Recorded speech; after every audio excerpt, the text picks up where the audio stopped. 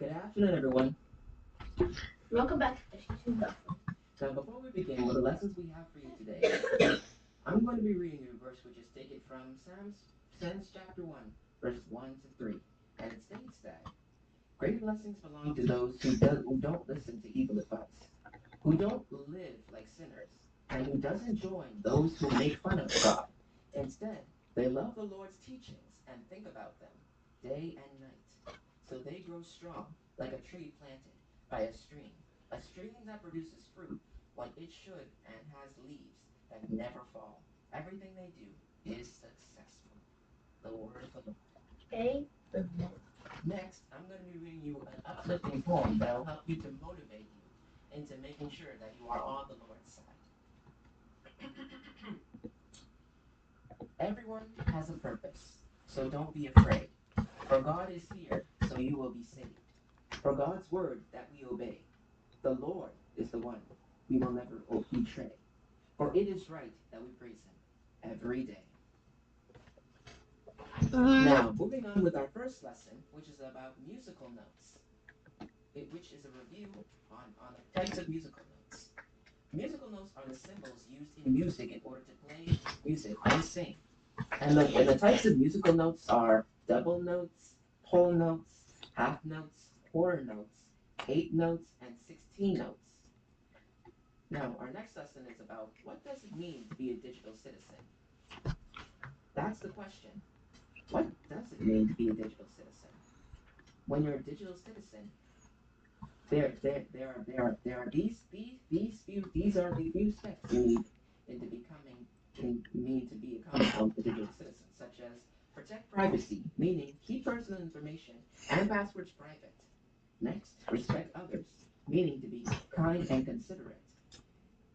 Follow the rules, learn and follow online rules. Next, think twice.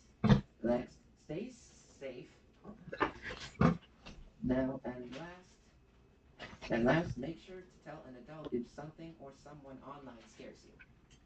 Now, next is the tired swimmer's case study, which is a scientific case study from anatomy and physiology.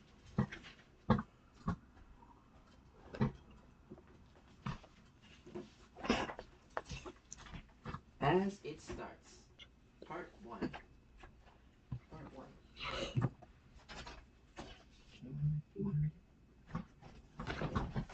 starts. Annie felt despondent. Her teammates were being kind to her, but she knew that she was the reason that her team lost the swim meet against a neighboring college. How many people could lose with a 4-second lead against someone they had beaten so easily last year? As he walked out of the locker room, he noticed that she had blurred vision. Over the last week, she had midterm exams and papers to write, and recently typing made her hands and fingers ache, and they felt weak. Even swim practice, which helped relieve her stress in the past, had become difficult. As Annie walked out of the locker room, she looked up and saw her boyfriend Matt waiting for her as they walked to the dorm. And Annie thought how nice it was to have Matt to support her during such a tough time. Annie was gasping for air and felt weaker than ever. After they had walked up flights of stairs to her floor, she told herself she must set some aside next week to do something about fatigue. Annie had packed her bags for the trip home, and Matt was able to carry all of her stuff to his car on in one trip. When he returned to the trip, he to the room. I mean, he found Annie reclining on the bed with her eyes closed. Asked her if she wanted to go. I just can't keep my eyes open these days. I am sure I'll be better when we're home. He knew that Annie liked to drive, so when they got to, he handed her the keys to take them. But her fingers then didn't seem to work, and she dropped his keys on the ground. Matt grabbed the keys and opened the passenger door for Annie. As they set off for home, Matt asked, "Are you okay? You're not usually so exhausted after a swim meet. You seem to be having trouble catching your breath. I am worried about you." Matt thought that this was probably the best time to suggest that she see a doctor. That was part one of the tired swimmer, the case study. Now, Now, Annie was having some issues with her body, so she needs to get more exercise. And also, if she had asthma, she needs to use a special asthma pump, in order for her to breathe. And they also need to see the doctor right away. Okay, our next lesson. Our next lesson is about the open window. The open window. My aunt will be down presently, Mr. Nuttall, said a very self-possessed young lady of 15. In the meantime, you must try and put up with me. Frampton Nuttall endeavored to say the correct something which should duly flatter the niece of the moment, without unduly discounting the aunt that was to come. Privately, he doubted more than ever whether these formal visits on a succession of total strangers would do much towards helping the nerve cure which he was supposed to be undergoing. I know how it will be, his sister had said when he was preparing to migrate to this rural retreat. You will bury yourself down there and not speak to a living soul, and your nerves will be worse than ever from moping. I shall just give you letters of introduction to all the people I know there. Some of them, as far as I can remember, were quite nice. Frampton wondered whether Mrs. Sappleton, the lady to whom he was presenting one of the letters of introduction, came into the nice division. Do you know many of the people round here? Asked the niece, when she judged that they had had sufficient silent communion. Hardly a soul, said Frampton. My sister was staying here, at the rectory, some 4 years ago, and she gave me letters of introduction to some of the people here. He made the last statement in a tone of distinct regret. Then you know practically nothing about my aunt, pursued the self-possessed young lady. Only her name and address admitted the caller. He was wondering whether Mrs. Sappleton was in the married or widowed state. An undefinable something about the room seemed to suggest masculine habitation. Her great tragedy happened just 3 years ago, said the child. That would be since your sister's time. Her tragedy? Asked Frampton. Somehow in this restful country spot, tragedies seemed out of place.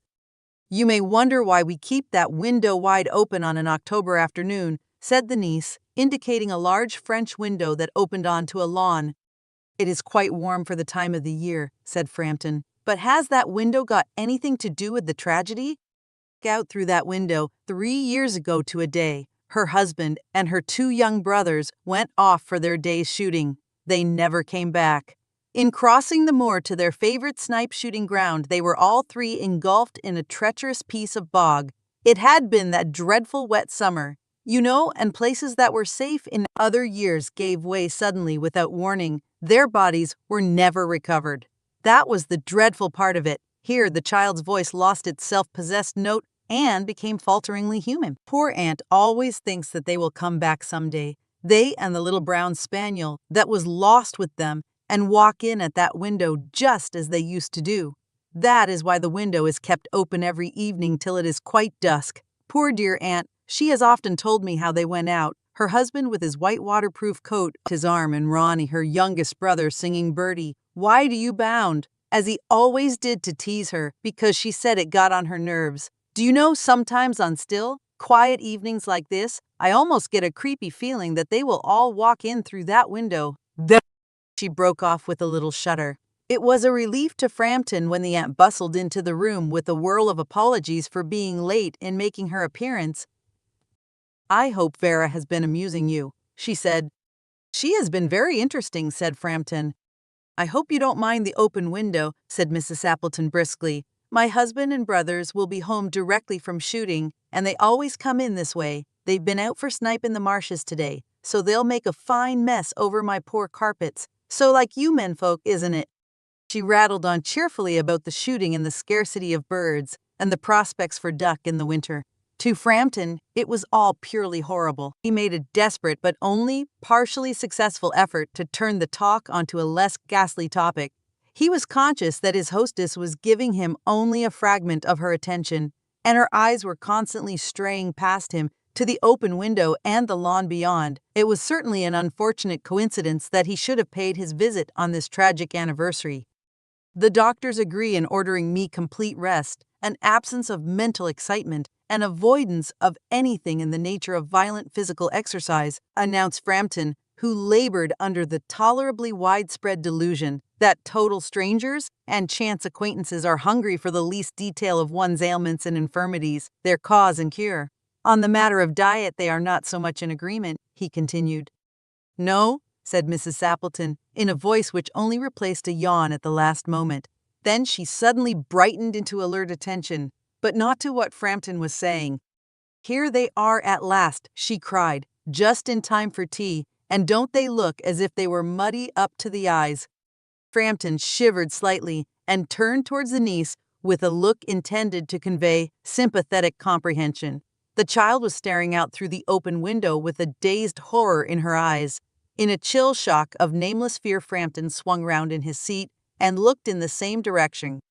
In the deepening twilight, 3 figures were walking across the lawn towards the window. They all carried guns under their arms, and one of them was additionally burdened with a white coat hung over his shoulders. A tired brown spaniel kept close at their heels. Noiselessly they neared the house, and then a hoarse young voice chanted out of the dusk. I said, Bertie, why do you bound? Frampton grabbed wildly at his stick and hat. The hall door, the gravel drive, and the front gate were dimly noted stages in his headlong retreat. A cyclist coming along the road had to run into the hedge to avoid imminent collision. Here we are, my dear, said the bearer of the white mackintosh, coming in through the window, fairly muddy, but most of it's dry. Who was that who bolted out as we came up? A most extraordinary man, a Mr. Nuttall, said Mrs. Sappleton, could only talk about his illnesses and dashed off without a word of goodbye or apology when you arrived. One would think he'd seen a ghost. I expect it was the spaniel, said the niece calmly. He told me he had a horror of dogs. He was once hunted into a cemetery somewhere on the banks of the Ganges by a pack of pariah dogs and had to spend the night in a newly dug grave with the creatures snarling and grinning and foaming just above him, enough to make anyone lose their nerve. Romance at short notice was her specialty.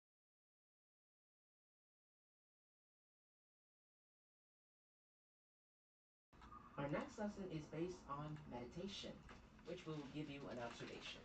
Oh wait. But you still called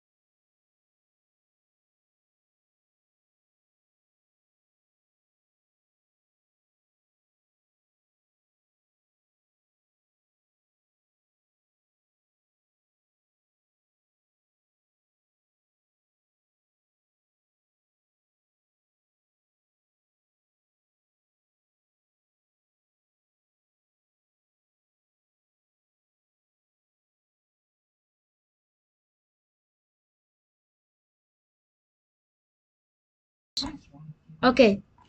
Okay, now, now, think, now, now. By doing meditation, it helps you to concentrate. It helps you to concentrate on your main target or your goal. First, by taking deep breaths.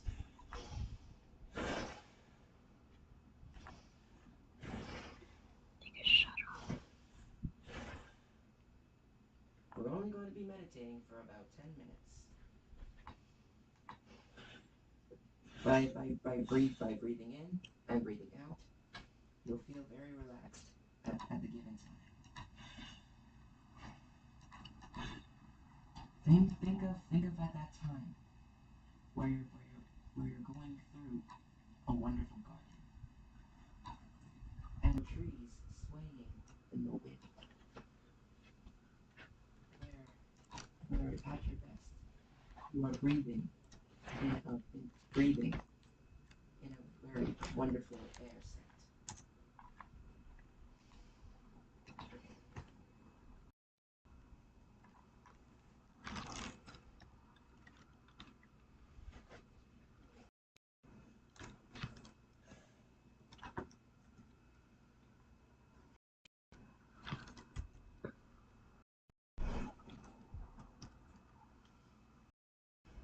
What?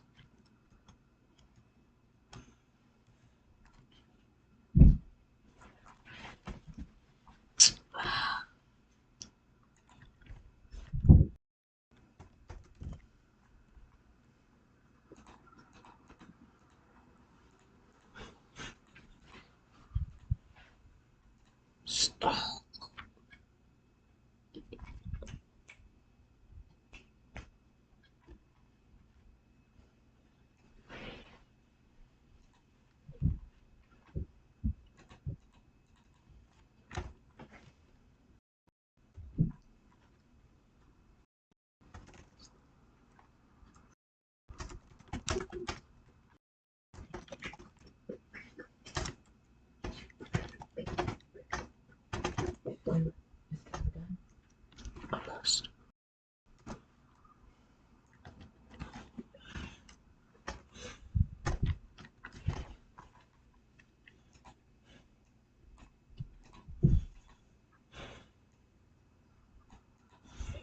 4 minutes.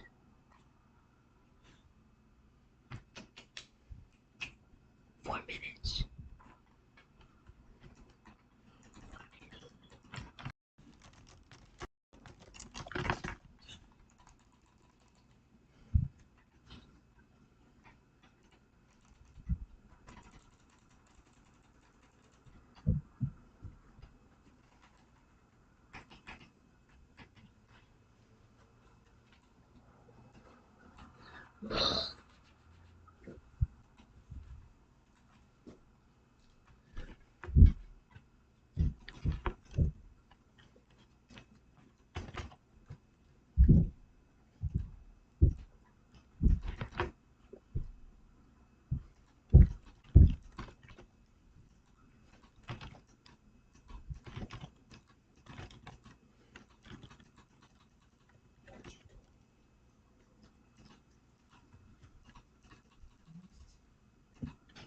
Almost done.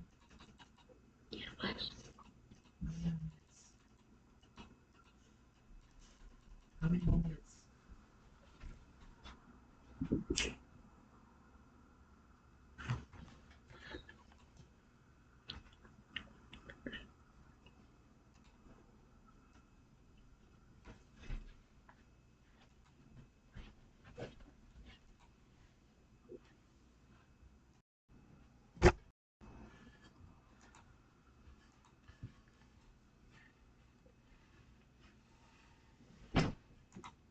Yeah, finger. Is that it?